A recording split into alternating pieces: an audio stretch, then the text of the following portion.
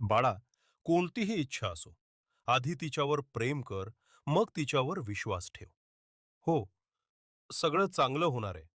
हे शब्द फक्त बोलायचे नसतात. ते मनाच्या तळापासून जाणवायचे असतात.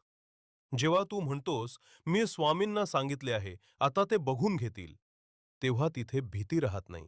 तिथे शंका राहत नाही. तिथे फक्त समर्पण असतं. समर्पण म्हणजे हार मानणं नाही बाळा.